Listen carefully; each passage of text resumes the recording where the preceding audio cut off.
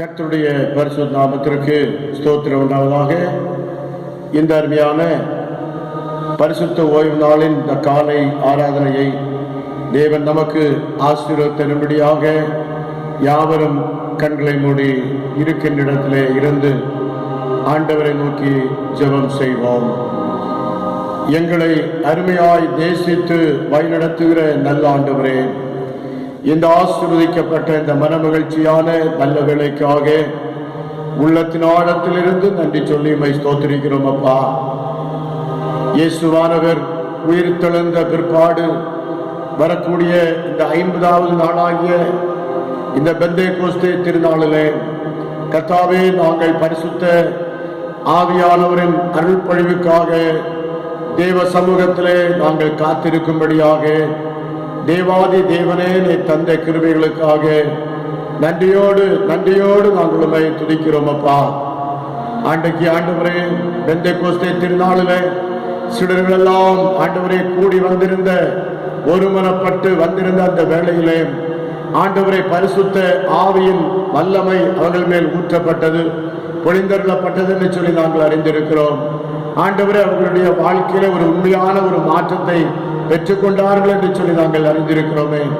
ஆண்டவரே, இந்த அருமையான நாளிலே தகப்பனே, நாங்களும் ஆண்டவரே, நாங்கள் இருக்கின்ற இடத்திலே இருந்து இந்த செய்தியை கேட்டு ஆண்டவரே, என்னுடைய வாழ்க்கையிலே ஒரு புது பலனை பெற்றுக்கொள்ள பரிசுத்த ஆவியின் அருள் பொழிவினால் நிறைக்கப்படத்தக்கதாக ஆண்டவர் எங்களுக்கு அருள் புரிய வேண்டும் என்று நாங்கள் செபிக்கிறோம். ஆண்டவரே, இந்த ஆராதனையில கர்த்தருடைய பிரசன்னம் கூட இருப்பதாக என்று சொல்லி நாங்கள் செபிக்கிறோம். ஆண்டவரே, தேவ மகிமை எப்போதும் இந்த பிள்ளைகளோடு கூட தங்கி இருக்கட்டும், இந்த ஆராதனையில தங்கி இருக்கட்டும். கர்த்தருடைய மகிமை இந்த இடத்திலே வாசம் பண்ணட்டும். ஆண்டவர் எங்கிருந்து இந்த வார்த்தைகளை கேட்கிறார்களோ அங்கு ஆண்டவரே, தேவனுடைய ஆவியானவருடைய வல்லமையை ஊற்றி அந்த இடத்துல ஒரு மாற்றுருவாக்கத்தை தந்தள்ள வேண்டும் என்று நாங்கள் செபிக்கிறோம். ஆண்டவரே, கர்த்தாவே, மெய்யாகவே இந்த ஆராதனையிலே ஆண்டவரே ஒரு அபிஷேக ஆராதனையாக ஒரு மாற்றம் உண்டாக்குகின்ற ஒரு வார்த்தைகளாக காணப்படத்தக்கதாக கர்த்தர் தாமே கிருபை பெற வேண்டும் என்று நாங்கள் செபிக்கிறோம். ஆண்டவரே, இந்த ஆராதனையில் இடம்பெறுகிற ஒவ்வொரு பகுதிகளையும் ஆண்டவர் ஆசீர்வதித்து தாரும். இந்த ஆராதனையில ஆண்டவரே, காணொலி காட்சியின் மூலமாக ஒருவரை பார்த்து கொண்டிருந்தாலும் என் தேவன் ஆண்டவரே, இந்த வார்த்தைகள் ஜீவனுள்ள வார்த்தை மூலமாக ஆண்டவரை ஒவ்வொரு பிள்ளைகளோடும் ஆண்டவர் இடைப்பட வேண்டும் என்று நாங்கள் செபிக்கிறோம். ஆண்டவரே, கர்த்தாவே, உமக்கு ஸ்தோத்திரம்.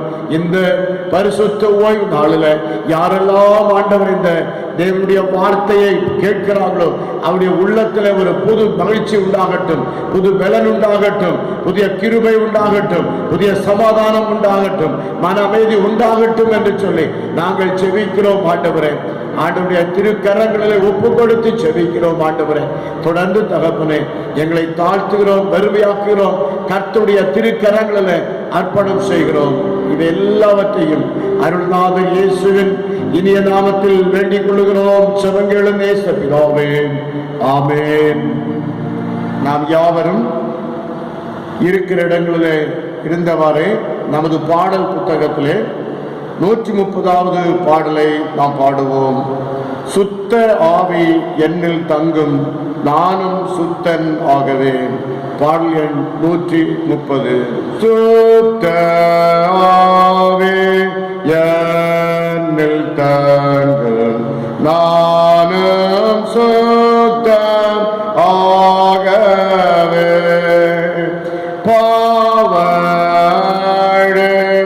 பாவங்களுக்கெல்லாம் நீக்கும்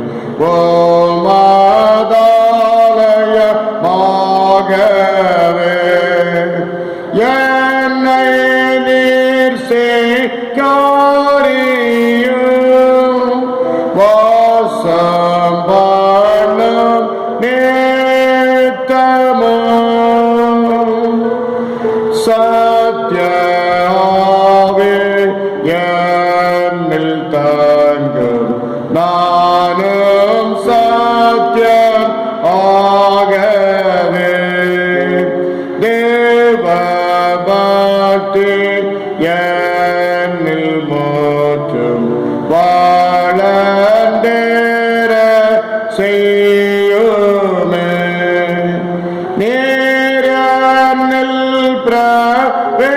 பிரவேசியும் ஆண்டு கொள்ளும் நேத்தமும் நேசஆவே என்னில் தங்கும் நானும் நேசன் ஆகவே துச்சுபாவம் போக பண்ணும் அன்பில் நான் வேறொந்தவே அன்பின் ஜோலை எழுப்பும் மேன்மேலும் வளர்த்திடும் வல்ல ஆவி என்னில் தங்கும் நானும் வல்லோன் ஆகவே சாத்தான் என்னை தூண்டிவிடும் போது ஜெயம் கொள்ளவே நீரன் பக்கத்தில் இரும் என்னை பலப்படுத்தும் நல்ல ஆவி என்னில் தங்கும் நானும் நல்லோன் ஆகவே பாகை மேட்டி மைவிரோதம் மாற்றும் தீமை யாவுமே என்னை விட்ட கற்றுமே என்னை சீர்படுத்துமே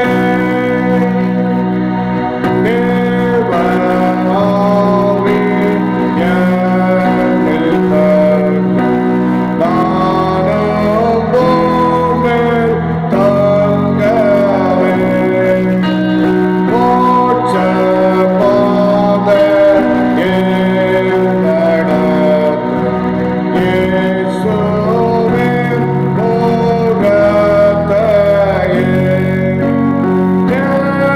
தெளிவாக காண்பியும் என்னை போற்று ரட்சியும்.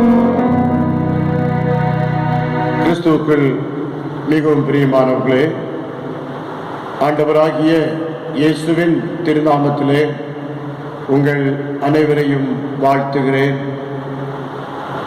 குறிப்பாக இந்த நாள் திருச்சபையின் வரலாற்றிலே பெந்தேகோஸ்தே திருநாள் என்று சொல்லி நாம் பார்க்கிறோம். இதை குறித்த செய்தியை நாம் தியானிப்பதற்கு முன்பதாக யாவரும் ஒரு நிமிடம் கண்களை மூடி இறைவேண்டல் ஏறெடுப்போம்.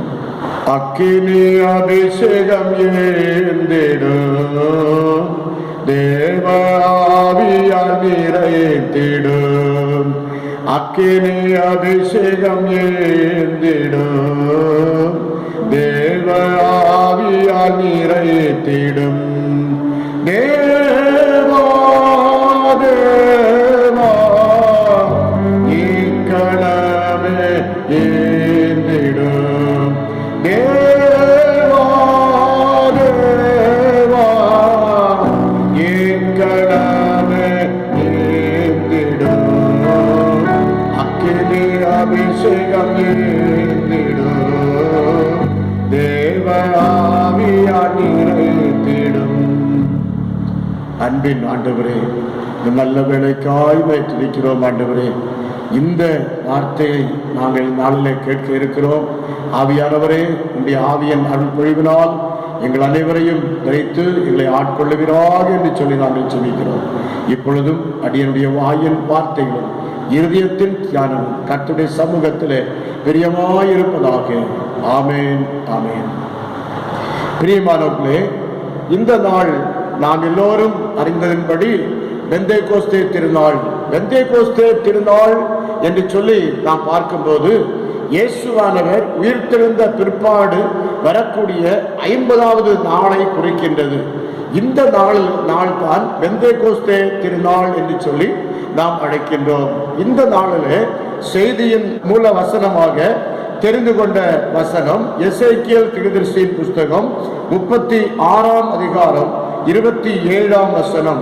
உங்கள் உள்ளத்திலே என் ஆவியை வைத்து உங்களை என் கட்டளைகள் நடக்கவும் என் நியாயங்களை கை கொள்ளவும் அவைகளின்படி செய்யவும் பண்ணுவேன். உங்கள் உள்ளத்திலே என் ஆவியை வைத்து உங்களை என் கட்டளைகளில் நடக்கவும் என் நியாயங்களை கை கொள்ளவும் அவைகளின்படி செய்யவும் பண்ணுவேன் என்று ஆண்டவருடைய வார்த்தை இங்கு நமக்கு சொல்லுகிறது. அமெரிக்காவில் புகழ்பெற்ற ஒரு ஏரி இருந்தது. அந்த ஏரி மிச்சிகன் ஏரி என்று சொல்லி நாம் அறிந்திருக்கிறோம். ஒவ்வொரு ஜனவரி மாதத்திலும் அந்த ஏரியில பார்க்கும்போது தண்ணீர் உறைந்து பனிக்கட்டியாக அங்கு காணப்படுமா. அந்த பனிக்கட்டியில சறுக்கி விளையாடுவதற்கு அங்கு ஜனங்கள் எல்லாரும் அநேகர் சென்று அந்த பனிச்சறுக்கு விளையாட்டு அந்த ஏரியில சென்று விளையாடுவார்களாம். அதே வகையில் 1984ஆம் ஆண்டு அருமையான ஒரு தந்தையும் அவருடைய மகனும் சேர்ந்து அந்த பனிச்சறுக்கு விளையாடுவதற்கு அந்த ஏரிக்கு சென்றிருந்தார்கள். அப்போ அந்த சற்று நேரம் விளையாடின பிற்பாடு அந்த சிறுவனை அந்த தகப்பன் தேடுகின்றார். அந்த சிறுவனை காணவில்லையாம். அங்கு தகப்பனுடைய உள்ளம் நிலை குலைந்து போய்விட்டது. உடனே அவர் என்ன செய்வதென்று தெரியாதபடி அங்குமிங்கும் அவர் தேடுகின்றார்.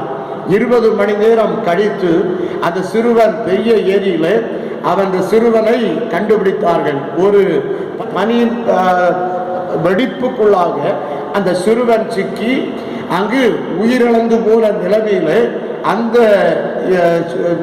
வெடிப்பிலிருந்து அவனை எடுத்து வெளியே கொண்டு வந்திருந்தார்கள்.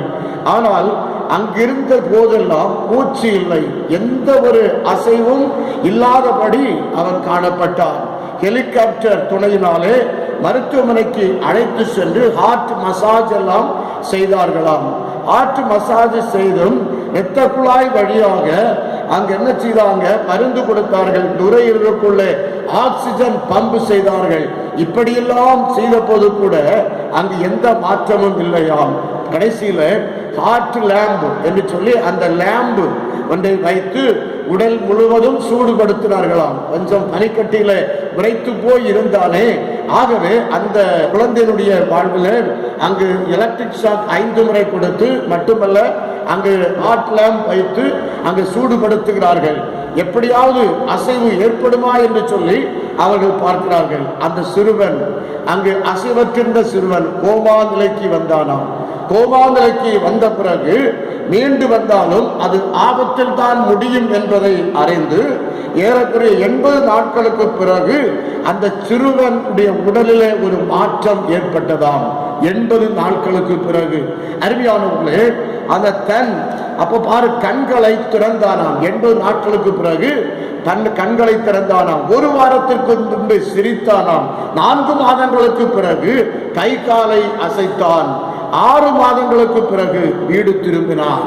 பிரியமான தேவ பிள்ளைகளே, 20 மணித்துளிகள் தண்ணீரில் மூழ்கி இருந்ததால், அதுவும் ஆக்சிஜன் இல்லாத நிலையில அவன் காணப்பட்டபடினாலே பிழைக்கவே முடியாது என்பதை அங்கு நாம் எல்லாரும் அறிவோம். ஆனால் ஜிம்மி என்று சொல்லக்கூடிய அந்த சிறுவன் உயிர் பெற்று அவன் பிழைத்து வந்தது மருத்துவ உலகில் ஒரு சாதனை மைல்கல்லாக இன்றைக்கும் அது பேசப்பட்டு வருகிறது என்று சொல்லி அந்த பத்திரிகையை நான் வாசித்தேன்.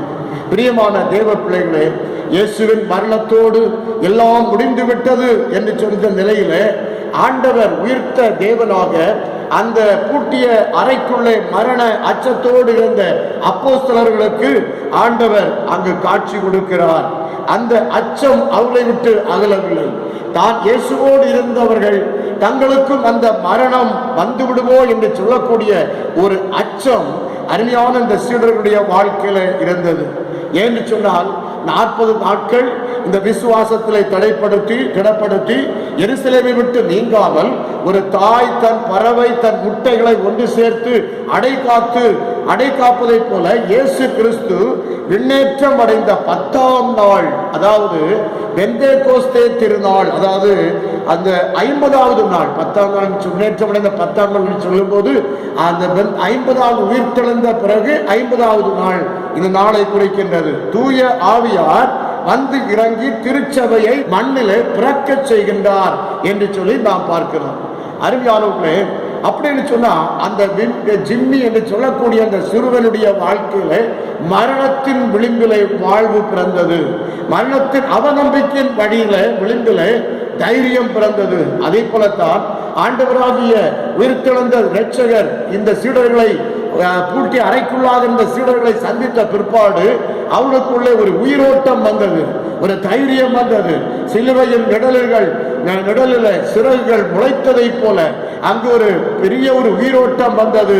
அருமையானவர்களே, ஆகவே இந்த பெந்தெகோஸ்தே திருநாளில் ஆவியானவரே நீர் எங்களை வந்து ஒன்றுபடுத்தும், எங்களை உயிர்ப்பியும் என்று சொல்லி ஆண்டவரிடத்தில் நாம் கேட்க வேண்டும். அதை குறித்து தான் இன்றைக்கு நாம் சில நிமிடங்கள் சிந்திக்க போகிறோம். உதாரணமாக வேதத்தை நாம் திருப்பிக் கொள்ளும் போது ஆதியாகமம் 1ஆம் அதிகாரம் 2ஆம் வசனம் அங்கே வாசிக்கும் போது, பூமியானது ஒழுங்கின்மையும் வெறுமையுமாயிருந்தது, ஆழத்தின் மேல் இருள் இருந்தது, தேவ ஆவியானவர் ஜலத்தின் மேல் அசைவாடி கொண்டிருந்தார் என்று வாசிக்கிறோம்.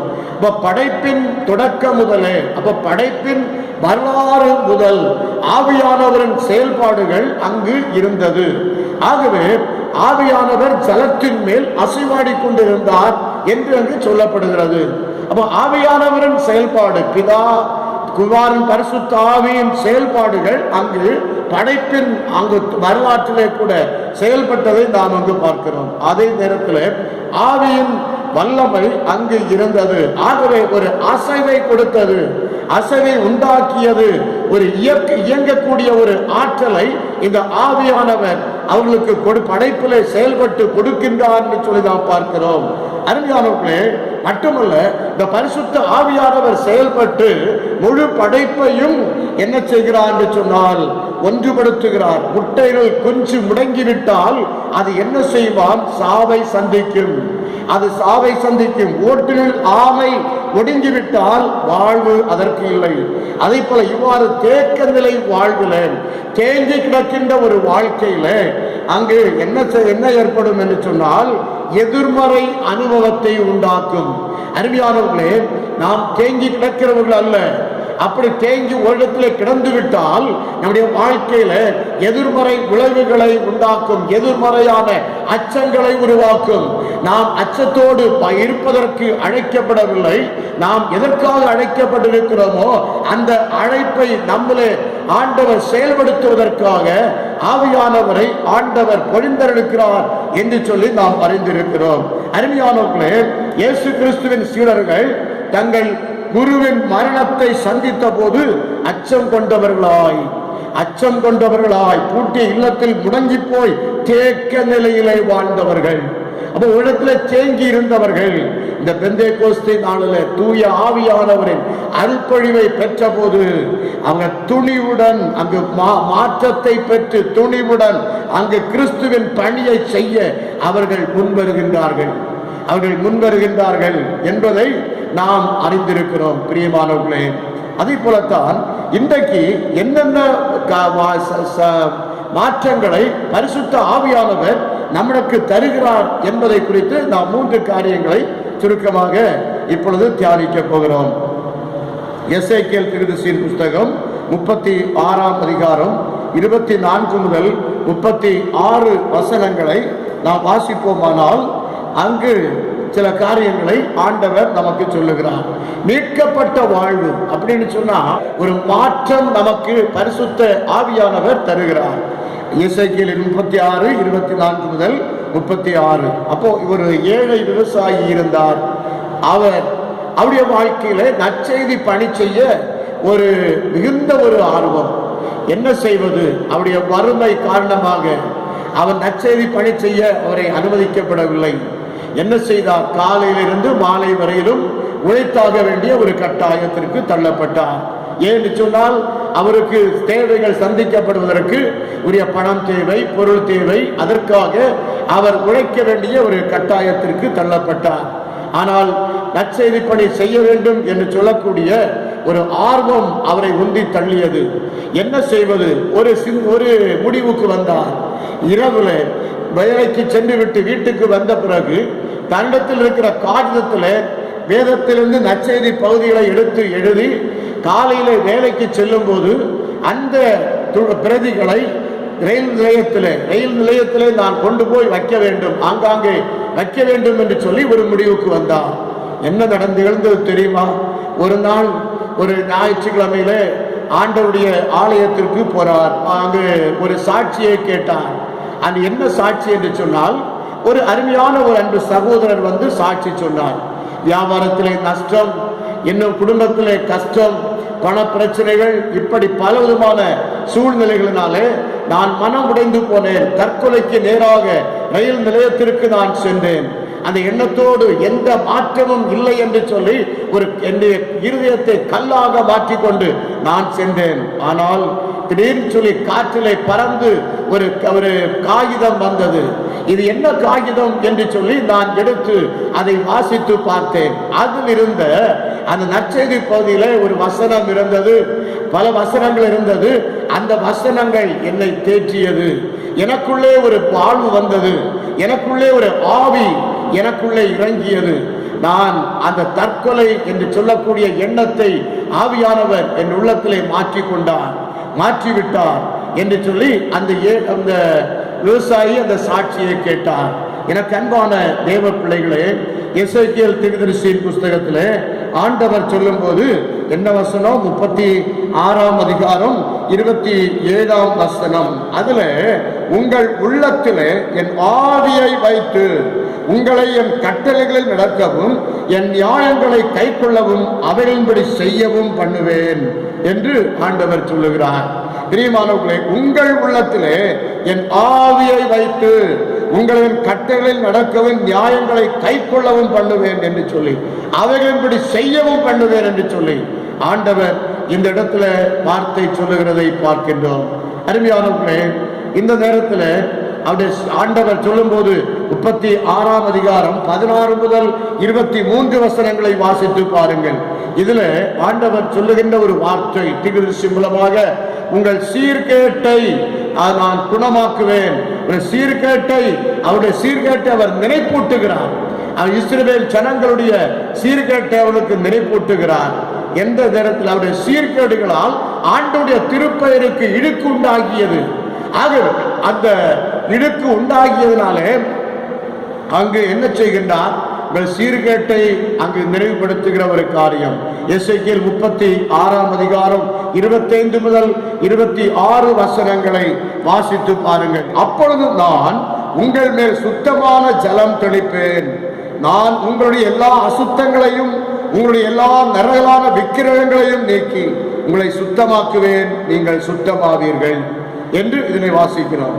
உங்களுக்கு நவமான இருதயத்தை கொடுத்து உங்கள் உள்ளத்திலே புதிதான ஆவியை கட்டளையிட்டு கல்லான இருதயத்தை உங்கள் மாம்சத்திலிருந்து எடுத்து போட்டு சதையான இருதயத்தை உங்களுக்கு கொடுப்பேன் என்று அங்கு சொல்லுகின்ற ஒரு வார்த்தையை நாம் அங்கு பார்க்கிறோம்.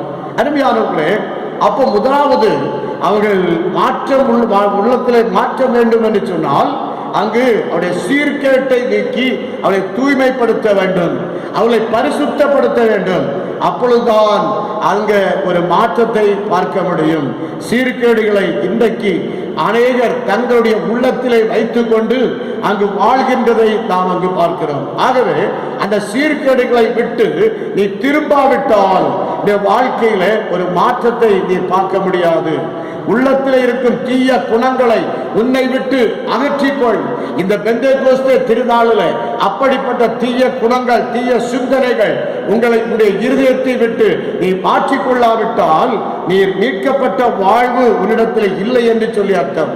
ஆகவே இந்த ஆண்டவர் இந்த உள்ளத்திலே மாற்ற வேண்டும் என்று சொன்னால் அதற்கு இரண்டாம் படி என்னவென்று சொன்னால் தீய குணங்களிலிருந்து விடுவிக்கப்பட்டு மன்னிப்பு பெற்றவருக்கு கடவுள் என்ன செய்கிறார்? புதிய இருதயத்தையும் புதிய ஆவியையும் கொடுக்கிறார். இந்த வசனத்திலே வாசிக்கிறோம் இல்லையா? ஆகவே புதிய இருதயம் புதிய ஆவி இவைகளை கடவுள் கொடுக்கிறார். யாருக்கு?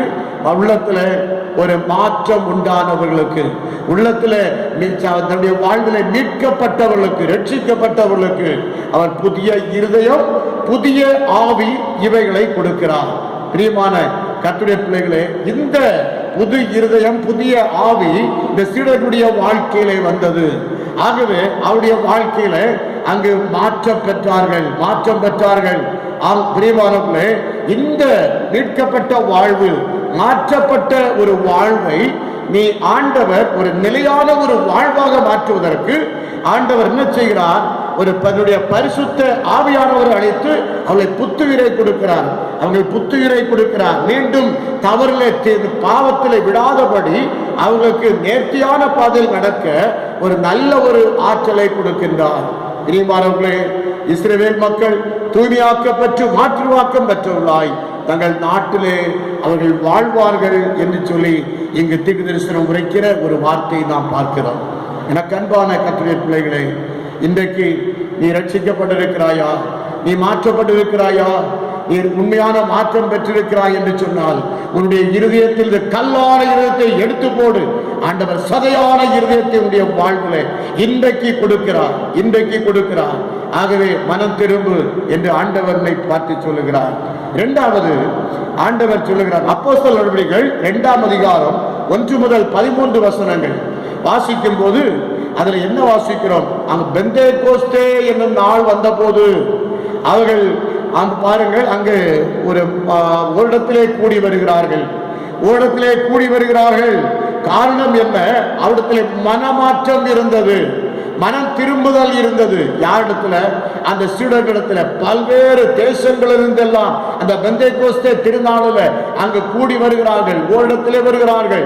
அவளெல்லாம் தங்கள் ஜென்ம பாஷையிலே பேச கேட்கிறார்கள். கடவுளுடைய மகத்துவங்களை அங்கு பேசுகிறதை நாம் பார்க்கிறவர்கள் எல்லாரும் இது யார், என்னென்ன பாஷையில இவர்கள் பேசுகிறார்கள், இவர்கள் யார், எங்கிருந்து வந்தவர்கள் எல்லாம் சிந்திக்கின்றார்கள். அந்த அளவுக்கு இந்த இடத்துல காரணம் என்ன? ஒரு மனமாற்றம் என்று சொல்லக்கூடிய ஒரு மாற்றம் அவர்களுக்கு இருந்தது. ஆகவே தான் அந்த இடத்துல ஒன்றாக கூடி வந்தார்கள். எனக்கு அன்பானவர்களே, இன்றைக்கு இந்த மனமாற்றம் அல்லது மனம் திரும்புதல் திருச்சபையின் வரலாற்றிலே உண்டா? திருச்சபை மக்களிடத்திலே உண்மையாய் உண்டா என்பதை நாம் சிந்தித்து பார்க்க வேண்டும். எனக்கு அன்பான தேவ பிள்ளைகளே, கர்த்தருடைய வார்த்தை சொல்லுகிறது, பழைய ஏற்பாட்டு காலத்திலும் கூட அங்கு தீர்க்கதரிசிகளுடைய வாழ்க்கையில அவர்கள் மனம் திரும்புதலை குறித்து அநேகமாக அவர்கள் எடுத்துரைத்தார்கள். மனம் திரும்புங்கள் என்றெல்லாம் அவர்கள் தீர்க்கதரிசிகள் மூலமாக எடுத்துரைக்கப்பட்டது. அதே போல புதிய ஏற்பாட்டிலே வரும்போது யோவான் ஸ்நானகனும் அங்கு என்ன செய்கின்றார்? யோவானும் அங்கு மனம் திரும்புதலை குறித்து அவர் பிரசங்கிக்கிறார். இயேசு கிறிஸ்துவும் மனம் திரும்புதலை குறித்து பிரசங்கிக்கிறார். எனக்கு அன்பானவர்களே, இப்படி நாம் பார்க்கும்போது பேதுருவை முழுமையாய், கிறிஸ்துவை முழுமையாய் பின்பற்றிய மக்கள் என்ன செய்தார்? பெந்தேகோஸ்தே நாளிலே உள்ளத்திலே கூடியிருக்கையிலே பரிசுத்த ஆவியானவர் அவர்களை ஆட்கொண்டார். பேதுரு என்ன செய்கிறார் தெரியுமா? அங்கு 11 சீடர்கள் சேர்ந்து எழுந்து நின்று அங்கு என்ன செய்கிறார்? கர்த்தருடைய இயேசு கிறிஸ்துவனுடைய மகத்துவங்களை, உயிர்த்தெழுந்த இரட்சகருடைய அவர் வல்ல செயல்களை, அரும் செயல்களை எல்லாம் அங்கு அருமையாக எடுத்து கூறுகின்றார். எடுத்து கூறி அங்கு உயிர்த்த கிறிஸ்துவை குறித்து அவர் பிரசங்கம் பண்ணுகிறார். அந்த பிரசங்கத்தை கேட்ட மக்கள் உள்ளத்திலே குத்தப்பட்டவர்களாம். அவன் குத்துதல் பேதுருவையும் மற்ற அப்போஸ்தலரையும் பார்த்து, அவ பாருங்கள், அந்த பிரசங்கத்தை கேட்ட மக்கள் தங்கள் உள்ளத்திலே குத்தப்பட்டவர்களாய் அங்கு என்ன பேதுருவையும் யாரை பார்த்து? மற்ற அப்போஸ்தலரையும் பார்த்து, நாங்கள் என்ன செய்ய வேண்டும்? ஒரு கேள்வி கேட்கிறாங்க. நாங்கள் என்ன செய்ய வேண்டும் என்று சொல்லி அப்போ பேதுரு சொல்லுகிறார், நீங்கள் அப்போஸ்தலர் 2ஆம் அதிகாரம் 37, 38 ஆகிய வசனங்கள், நீங்கள் மனம் திரும்பி ஒவ்வொருவரும் பாவ மன்னிப்பு கண்டு இயேசு கிறிஸ்துவின் நாமத்தினாலே ஞானஸ்தானம் பெற்றுக் கொள்ளுங்கள், அப்பொழுது பரிசுத்த ஆவியின் வரத்தை பெறுவீர்கள் என்று அங்கே சொல்லுகின்றார். அப்போ நீங்கள் மனம் திரும்பி ஒவ்வொருவரும் பாவ மன்னிப்புக்கென்று என்ன செய்யுங்க, ஞானஸ்நானம் பெற்றுக் கொள்ளுங்கள். அப்பொழுது பரிசுத்த ஆவியின் வரத்தை பெறுவீர்கள். அப்ப மனம் திரும்பின பிறகு ஞானஸ்நானம். இன்னைக்கு மனம் திரும்பாதபடி ஞானஸ்நானத்தை பெற்று இன்றைக்கு அவருடைய வாழ்க்கையில ஒரு குழப்ப நிலையில இன்றைக்கு அநேகர் காணப்படுகிறார்கள். ஒரு குழப்ப நிலையில காணப்படுகிறார்கள். தங்களுடைய பணம், பட்டம், பதவிகளுக்கு அங்கு சார்ந்து இந்த நிலையில என்ன செய்யலாம் என்று தெரியாதபடி அவர்கள் வாழ்ந்து கொண்டிருக்கிற ஒரு வாழ்க்கையை நாம் பார்க்கிறோம். பரிசுத்த ஆவியை பெற்ற பிறகு அவருடைய உள்ளத்துல ஒரு நல்ல ஒரு மாற்றம் வந்தது. என்ன செய்தாங்க தெரியுமா? நம்பிக்கை கொண்டோர் அனைவரும் ஒன்றாயிருந்தனர். கடவுள் மேல் நம்பிக்கை கொண்டவர்கள் அனைவரும் ஒன்றாயிருந்தார்கள் என்று சொல்லி பார்க்கிறோம். எல்லா உடைமைகளையும் பொதுவாய் வைத்து அனுபவித்தார்கள். பொதுவாய், இல்லையா? யாரும் இது என்னுடையது, இது தங்களுடையது என்று சொல்லி உரிமை கொண்டாட வரவில்லை. எல்லாவற்றையும் பொதுவாய் வைத்து அனுபவித்தார்கள். காணியாட்சிகளையும் எல்லாத்தையும் பெற்று அப்போஸ்தலருடைய பாதப்படியிலே கொண்டு வந்து வைத்தார்கள். எல்லா சகலத்தையும் பொதுவாய் வைத்து அனுபவித்தார்கள் என்று சொல்லி பார்க்கிறோம். அப்படிப்பட்ட ஒரு அனுபவம் அவர்களுக்குள்ளே உருவாக்கியது. காரணம், பரிசுத்த ஆவியானவர் கொடுத்த ஒரு அனுபவம், ஒரு மாற்றம். ஒரே மனதோடு ஆலயத்திலே கூடி வந்தார்கள். பெரிய மகிழ்ச்சியோடு அப்பத்தை பிட்டு உணவை பகிர்ந்து உண்டு வாழ்கின்றார்கள். அப்பத்தை பிட்டு ஒரே பாருங்க, இந்த நேரத்தில் இது மிக மிக அவசியம். இன்றைக்கு என்ன செய்யறாங்க தெரியுமா? தங்களுக்கு பிடித்த ஒரு 4-5 பேர் சேர்ந்து என்ன செய்யறாங்க? உணவு உண்டு வாழ்கிறார்கள். இது ஒரு உண்மையான ஒரு மாற்றம் அல்ல. இது பிரிவினையின் ஆவி என்று சொல்லி பார்க்கிறோம். பிரிவினையின் ஆவி என்று சொல்லி பார்க்கிறோம். ஆகவே தங்களுக்கு பிடித்தவர்கள், பிடிக்காதவர்கள் என்று சொல்லி இன்றைக்கு ஒரு மனத்தை அவர்களுக்குள்ளே உண்டு பண்ணி கொள்ளுகிறார்கள் திருச்சபையில சில மக்கள் என்று சொல்லி பார்க்கிறோம். ஆகவே இன்றைக்கு பாருங்கள், அவரோடு சேர்ந்து உணவு உண்டு மகிழ்கிறார்கள். ஆனால் இது ஒரு உண்மையான ஒரு மாற்றம் அல்ல, மாற்றம் அல்ல என்று சொல்லி பார்க்கிறோம். ஆனால் இவர்கள் அப்பத்தை பெற்று எல்லாருக்கும் ஒன்றாக உண்டு அவர்கள் மகிழ்ச்சியோடு கூட பிறருக்கு சாட்சி உள்ளவர்களாய் அங்கு வாழ்ந்தார்கள் என்று சொல்லி நாம் பார்க்கிறோம். சமுதாயத்தில் நல்ல ஒரு சாட்சி உள்ளவர்களாய் வாழ்ந்தார்கள். சமுதாயத்தில் எல்லா இடத்திலும் தயவு பெற்றிருந்தார்கள். யாரையும் பகைக்கவில்லை, யாரையும் அவர்கள் வெறுக்கவில்லை, எல்லா இடத்திலும் அன்பு செலுத்தினார்கள் என்று சொல்லி பார்க்கிறோம். கடைசியாக 3வதாக இன்னொரு மாற்றம் நம்மிடத்திலே வேண்டும். என்ன மாற்றம் என்று சொன்னால், யோவான் சுவிசேஷம் 20ஆம் அதிகாரம் 19 முதல் 23ஆம் வசனங்கள் முடிய வாசிக்கும் போது அங்கே ஆண்டவர் சொல்லுகின்ற ஒரு மாற்றத்தை நாம் அங்கு பார்க்கிறோம். மன்னிப்பு என்று சொல்லக்கூடிய ஒரு மாற்றம் நம்முடைய பரிசுத்த ஆவியை பெற்ற ஒரு மனிதனுடைய வாழ்க்கையில தேவை என்பதை ஆண்டவர் அங்கு வலியுறுத்துகின்றார். ஒரு கண்ணாடி குடுவை நிறைய தண்ணீர் ஊற்றினால், நிரப்பினால் அதனுடைய வாயு எல்லாம் என்ன செய்யுமா? வெளியே போய்விடும். அதுபோன்று நமக்குள்ளாக பரிசுத்த ஆவியானவர் ஊற்றப்பட்டால், நம்முடைய உள்ளத்தை அந்த பரிசுத்த ஆவியானவர் ஆட்கொள்ளும் போது நாம் மனம் திரும்பியவர்களாக நம் உள்ளத்தில் புதிய சிந்தை எல்லாம் உருவாகும். தீய செயல்கள் வெளியேற்றப்படும். நம்முடைய உள்ளத்தில் தீய செயல்கள் வெளியேற்றப்படும். உள்ளத்தில் புதிய சிந்தை உருவாகும், மாற்றம் பெறும் என்று சொல்லி ஆண்டவர் இங்கு நமக்கு சுட்டி காட்டுகின்றார்.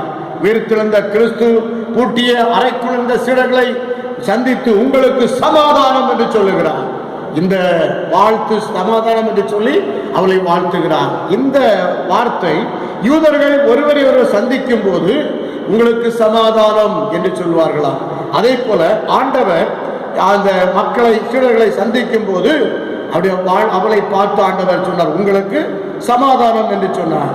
இன்றைக்கு உண்மையிலே சிலுவையில் அறையப்பட்ட தான் கிறிஸ்து என்பதை எடுத்து காட்டுகின்றார்.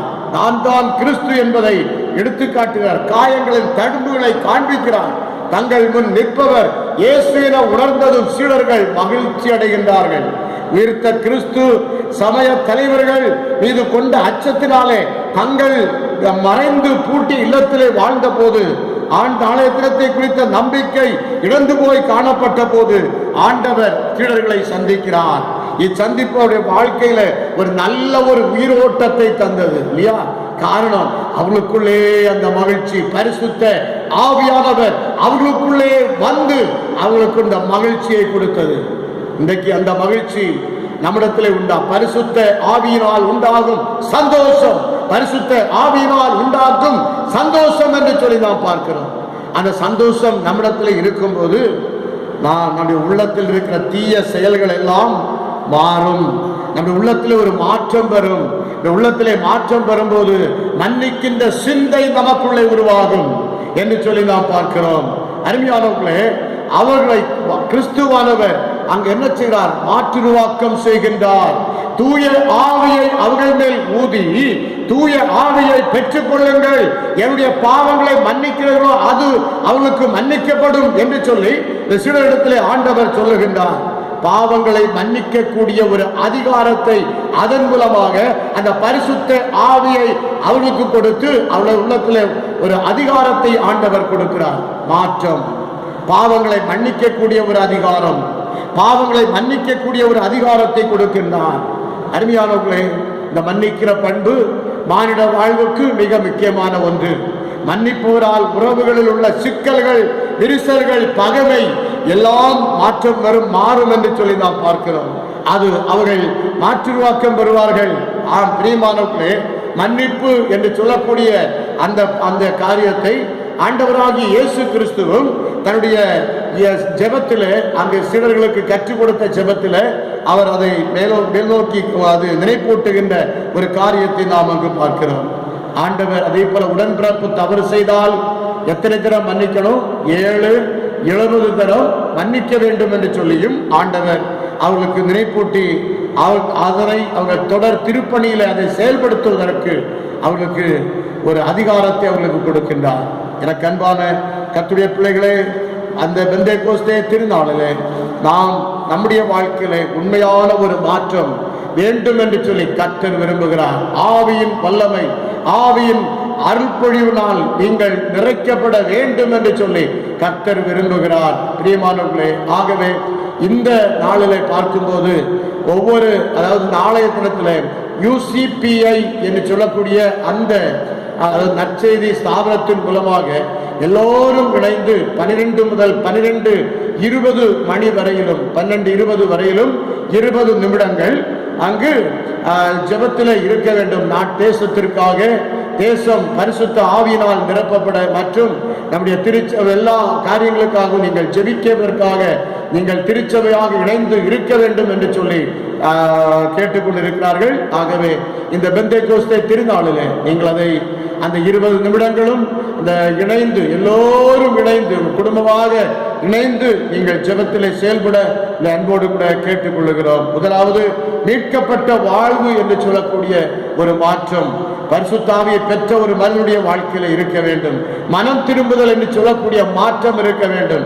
மூன்றாவது மன்னிப்பு என்னும் மாற்றம் இருக்க வேண்டும். இவைகள் நம்மிடத்திலே உண்டா என்பதை நாம் சற்று சிந்தித்து பார்ப்போம். நிச்சயமாகவே நம்மை மாற்றிக்கொள்வோம். நம்முடைய வாழ்க்கையில புது கிருபைகளை பெற்றுக்கொள்வோம்.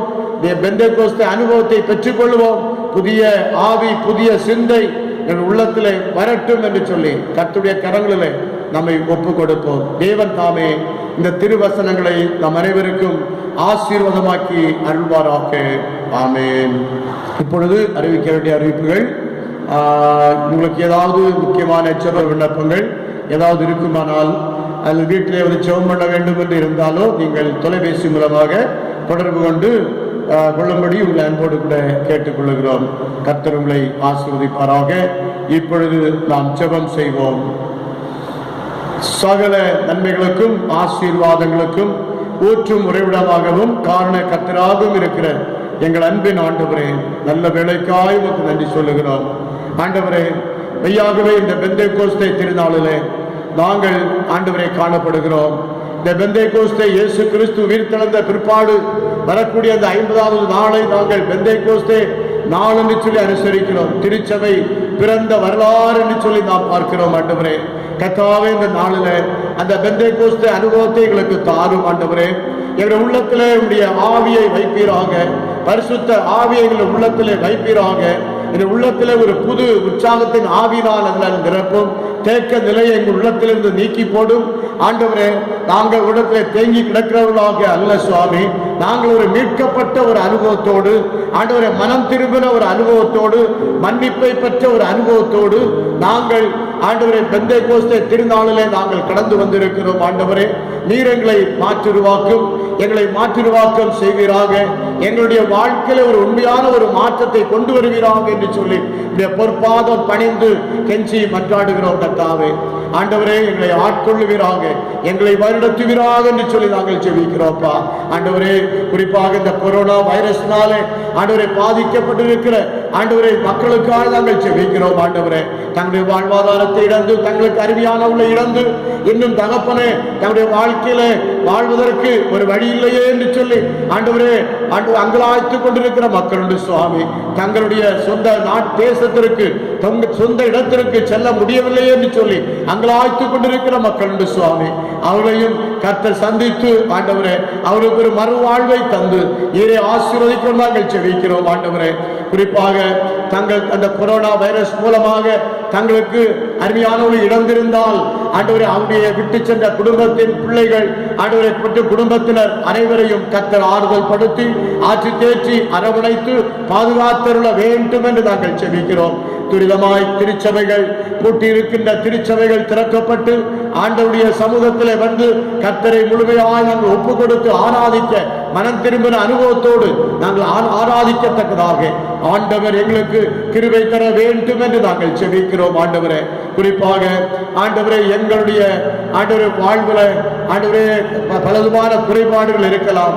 அவைகளை கர்த்தர் எங்களுக்கு மன்னித்து மகளாக எங்களை அங்கீகரித்து ஆண்டவர் ஏற்றுக்கொள்வீராக.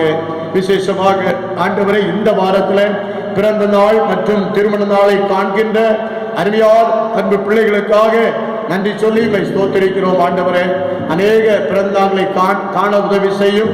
தேவனுக்கு சாட்சியாய் எழும்பி பிரகாசிக்கட்டும்.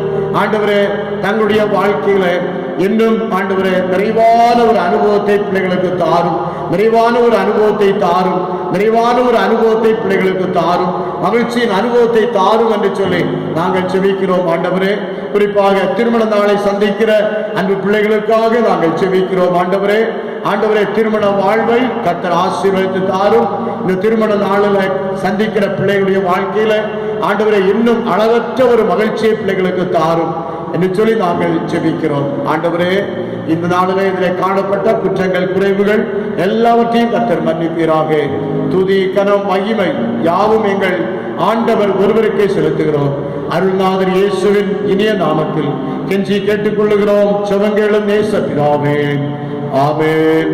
ஆசீர்வாதம் நமது கர்த்தராகிய இயேசு கிறிஸ்துவின் கிருபையும் பிதாவாகிய தேவனுடைய அன்பும் பரிசுத்த ஆவியானவருடைய ஐக்கியமும் வழிநடத்துதலும் நம் அனைவரோடும் இன்றும் என்றும் சதா காலங்களிலும் நிலைத்திருப்பதாக.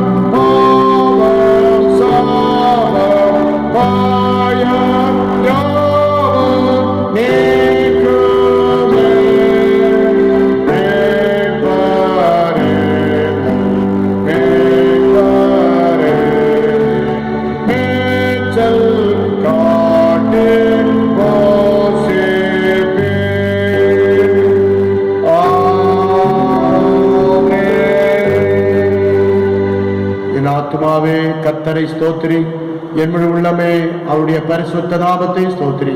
என் ஆத்துமாவே கர்த்தரை ஸ்தோத்திரி, அவர் செய்த சகல உபகாரங்களையும் மறவாதே. ஆமென்.